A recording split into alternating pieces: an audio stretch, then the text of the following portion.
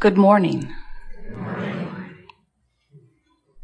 We are extremely pleased that you are here. You are knowing what you are wanting. You are appreciating the evolution of your desire. You are understanding that there is never any reason for your desire to be other than fresh and new. No point in ever having an old, stale, unfulfilled desire, is there? No reason for it when you understand that whenever you ask, it is always given. So you must be wondering, I've been asking for such and such for quite a while, and since it hasn't shown up, what's up with that? And we say, that's what this gathering is about.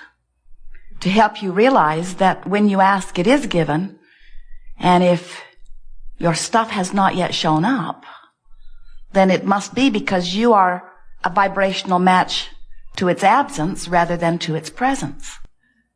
Or if there's something that you have that you don't want, and it won't go away, you must be a vibrational match to its presence. That's easy to do, isn't it? Because whatever is tends to get quite a bit of your attention. So if what is not pleasing you, and it has your attention, it does not go away because it has your attention. You can't shout no at it and make it go away, because in a universe that is based upon law of attraction, in a vibrational universe, no means yes. Yes doesn't mean no. Yes means yes too. No means yes, and yes means yes. Attention to it means yes. Attention to it means, since I'm looking at you, I've activated you in my vibration. And then law of attraction says, what's activated in you will come to you. So if you're seeing something you want and you're shouting, yes, yes, more of that, please, the universe says, but of course. And if you look at something, you say, no, no, never. That's the last thing on this earth that I would ever want. The universe says, we're sending it right to you. And you say, but no, you are misunderstanding me. I don't want this. And the universe says, here it comes. And you say, no, no, hear my words. And the universe says, we hear your vibration. Your words are irrelevant. Interesting, isn't it? So all that shouting was for naught. All that proclaiming and affirming, no value whatsoever. All of that conversation, no value at all? No, we wouldn't say that. Conversation is wonderful. Conversation brings focus to a subject. We are visiting with a lot of words in the hours that are before us here today. And because of your words and Esther's translation of our blocks of thought into words, we are able to focus similarly and take thought beyond that which it has been before. But we do want to get your attention by helping you to realize that until you understand what you're offering vibrationally, then you cannot be the deliberate creator of your own experience. If you are offering vibrations unaware of their content, then you are not the deliberate creator. We call that creating by default. Of course, you cannot offer vibration and be unaware of your vibration for long, really, because law of attraction brings you manifestations that match your vibration. So once you understand that what you're thinking and what you're getting always matches, then after the fact, once you've got it, then you can understand it was your vibration. Not as rewarding in that way, however, to receive it and then say, oh yeah, that was my vibration. I didn't do it on purpose. I just vibrated all over the place. I vibrate on a lot of things, you say, and I get a lot of things. Some of them I like, some of them I don't like. We say, might be worth paying attention to what you're thinking about. But then you notice that that is extremely cumbersome. To monitor thoughts sort of makes you crazy. To sort out the thoughts that are moving around your environment, very difficult task. So we suggest that rather than monitoring thoughts or trying to catalog thoughts and put them in appropriate pile and inappropriate pile, that instead you just use the guidance system that you were born with. This magnificent guidance system that will always help you to know if you are on course to the things that you want or not. Your guidance system is always calculating from where you are, where you want to be. So where you have been truly is irrelevant. Why does where you've been factor in at all? For one reason. Because where you've been got your attention. And as it got your attention, you began offering vibrations about it. And as you began offering vibrations about it, you learned patterns of vibrations, habits of vibrations. You call them beliefs. A belief is just a thought that you keep thinking. So once you have decided something in your now, there's a pretty good chance for most of you that you're going to continue to decide it, to continue to think it, to continue to believe it, to continue to offer a vibration about it. So you continue to take your vibrational point wherever you are, which is why, as you move through space and time, often faces change, places change, but the essence of what you're living doesn't change very much because your vibrational patterns don't change very much.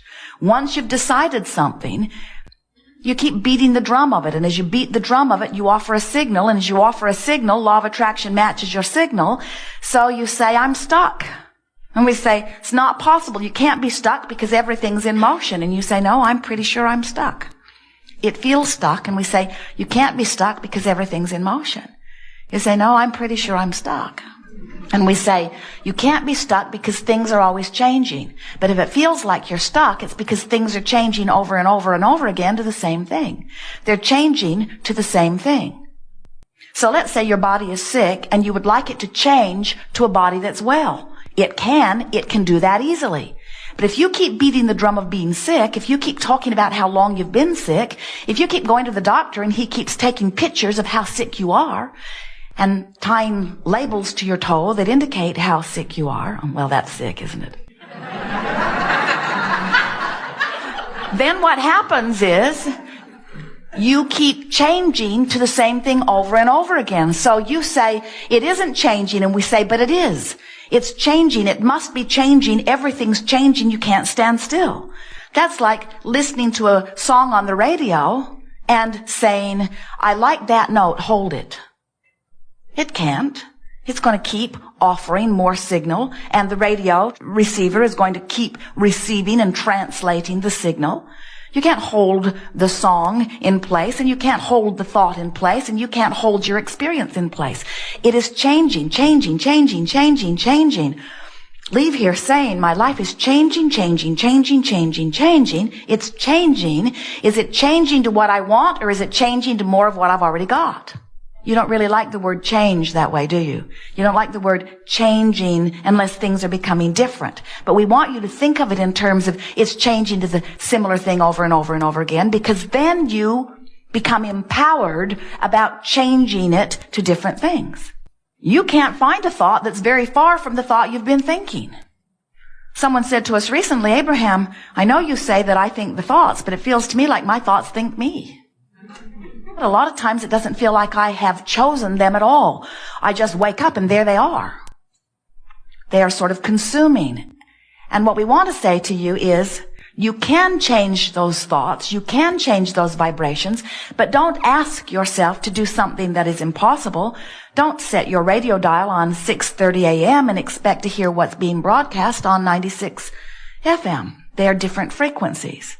And so, law of attraction is acting the same way upon your thoughts. If you're offering thoughts that are in a vibration that when you think them, it feels like depression or discouragement to you, and someone says, well, you know, you should follow your bliss, you can't make that jump. It's a vibrational quantum leap that is illogical. You might be able to change the subject, and you might be able to feel better on a different subject, but on that subject that you've been practicing, you cannot quantum leap into the new place all at once. And we think that the majority of the discouragement that you feel about not being able to move from your stuck place on different topics is that you've attempted to take too big of a jump and you can't make the jump. And because you can't make the jump, then you get discouraged and you go back to focusing upon what is. So, nobody else has to figure this out.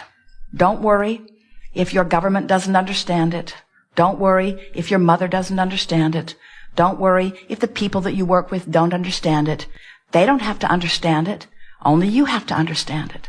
And when you understand it, you have control of the circumstances and events of your life. It is our promise to you that once you clean up your vibration, once you offer a vibration that matches your desire, everything that you want will flow easily, effortlessly, quickly into your experience.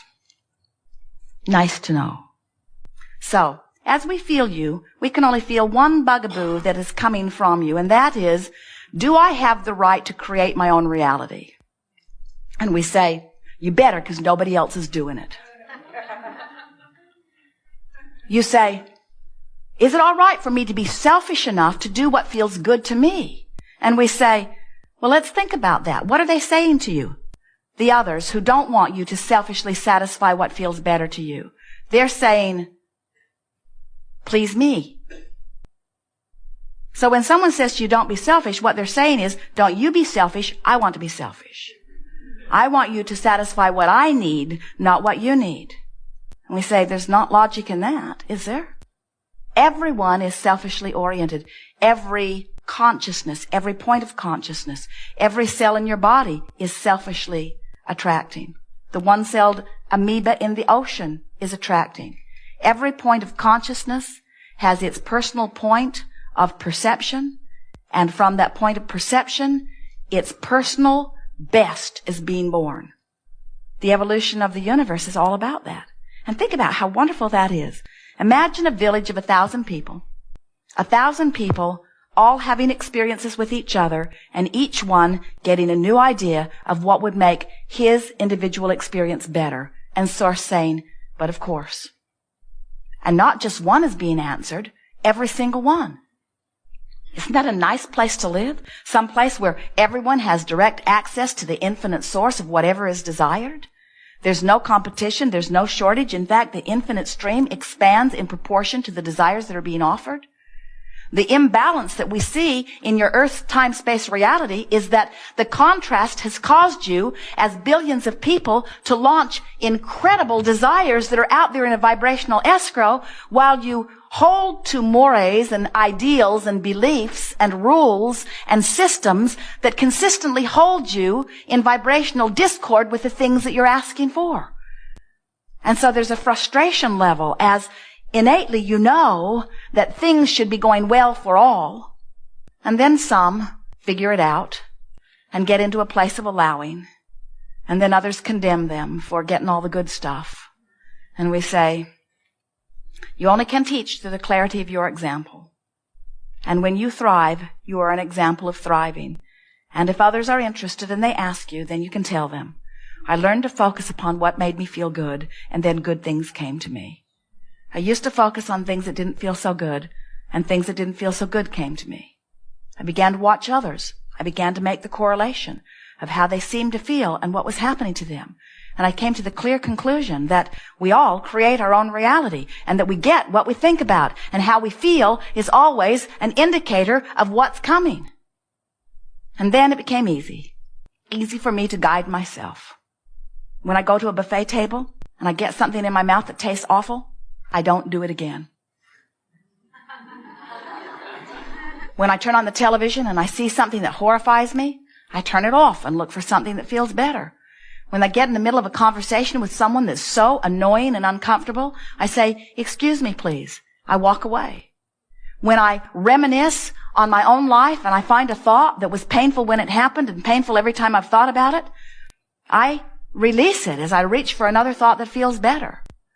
I've discovered that I can control the way I feel because I can direct my attention to subjects. I am the creator of my own reality.